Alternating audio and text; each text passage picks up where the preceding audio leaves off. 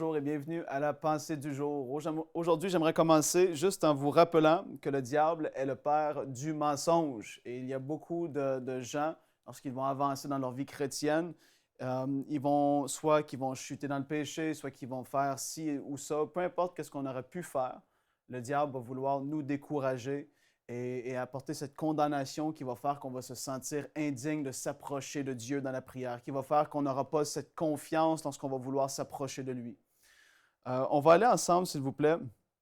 On va aller dans Marc, chapitre 14, et le verset 69 pour commencer. Marc 14, verset 69, qui nous dit « La servante l'ayant vu se mit de nouveau à dire à ceux qui étaient présents, celui-ci est de ces gens-là, et il le nia de nouveau. » Là, on est dans le contexte du reniement de Pierre par rapport à Jésus avant la crucifixion.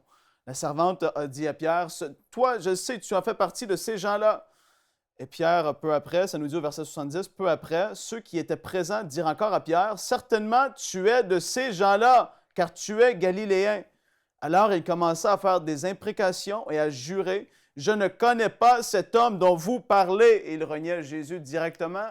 Et nous savons l'histoire que Jésus, lui, avait déjà dit, « Avant que le coq chante, tu vas me renier 3 fois. » Et puis au verset 72, ça nous dit, « Aussitôt, pour la seconde fois, le coq chanta et Pierre se souvint de la parole que Jésus lui avait dite, « Avant que le coq chante 2 fois, tu me renieras 3 fois. » Et en y réfléchissant, il pleurait.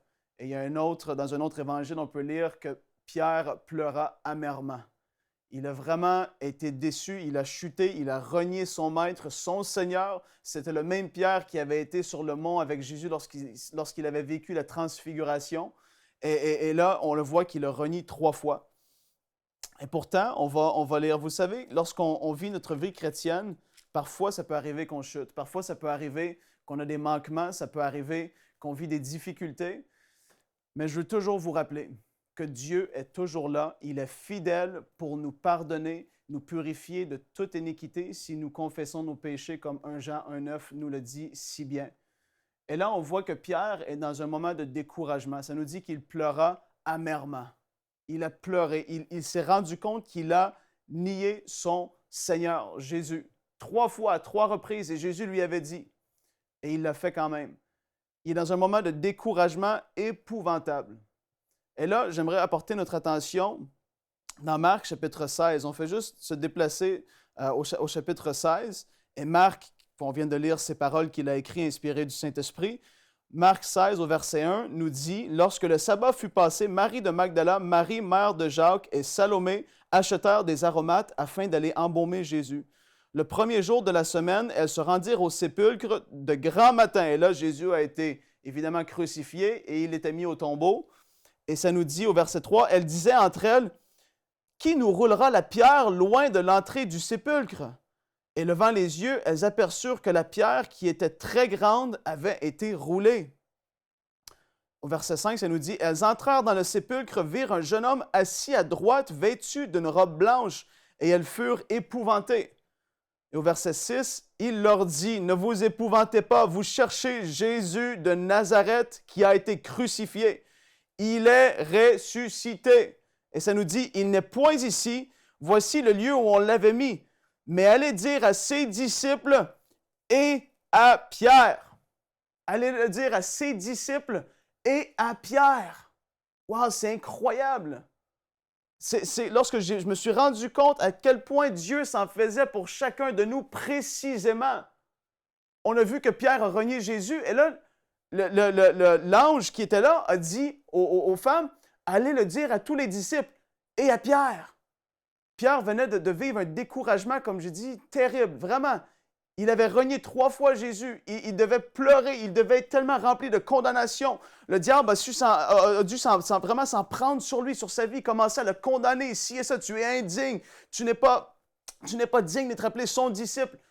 Et on ne le sait pas, ce n'est pas écrit dans la Bible, mais pourtant ici, ça dit, va le dire à ses disciples et à Pierre. Tout comme si Pierre serait éloigné des disciples. Tout comme si. Mais Dieu s'en fait tellement pour chacun de nous qu'il a dit, il a précisé, allez leur dire à Pierre, allez dire à Pierre qu'il est ressuscité. Je veux que Pierre le sache, il est ressuscité. Malgré qu'il a renié, moi, je veux encore l'utiliser. Moi, je veux encore faire quelque chose au travers de sa vie. Dieu est un Dieu précis. Il nous connaît chacun de nous. Il sait le nombre de cheveux qu'on a sur notre tête. Ici, ça nous dit, on va le relire au verset 7, « Mais allez dire à ses disciples et à Pierre qu'il vous précède en Galilée. C'est là que vous le verrez comme il vous l'a dit. » Et on peut lire dans Romains 8, le verset 37 et 39, « Mais dans toutes ces choses, nous sommes plus que vainqueurs par celui qui nous a aimés. » Et au verset 38, « Car j'ai l'assurance que ni la mort, ni la vie, ni les anges, ni les dominations, ni les choses présentes, ni les choses à venir, ni les puissances, ni la hauteur, ni la profondeur, ni aucune autre créature ne pourra nous séparer de l'amour de Dieu manifesté en Jésus-Christ, notre Seigneur. » L'apôtre Paul a pu dire cela. Il a dit qu'il n'y a rien qui peut nous séparer de l'amour de Dieu. Absolument rien. Je reviens sur le contexte. Pierre renie Jésus 3 fois.